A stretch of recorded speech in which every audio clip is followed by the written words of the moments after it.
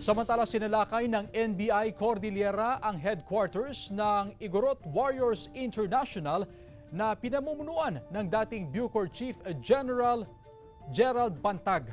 May detalye si CJ Turida. Maagang nagplano ang NBI Cordillera para sa paghahain ng warrant of arrest kay dating Bucor Chief Gerald Bantag.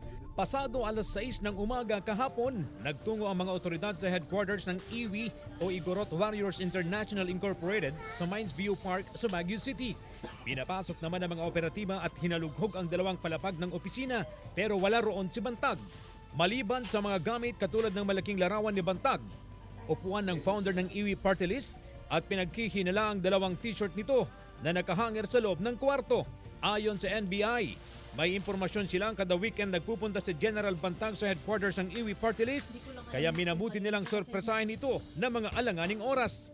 Pero ayon sa caretaker na naabutan sa lugar, minsan lang daw niya nakita si General Bantag na nagpunta sa opisina bago pa lumabas ang kanyang warrant. Iwi ban meet at dating natin, sir. Iwi ban, sir. Pinatotohanan naman ito ni Mines View Barangay Chairman Antero Buswilan Jr.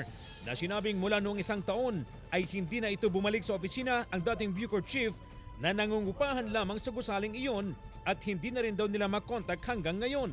Dati-rati kasi namamasyal siya dito kasi parang second home naman niya itong Mines View. Kasi yung kapatid ng tatay niya ay taga rito pero wala na patay na.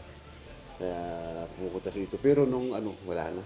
Nung may kaso na, hindi ko na nakita kahit minsan. Palalawigin pa raw ng NBI ang kanilang paghahanap sa General. CJ Torida, One North Central Luzon.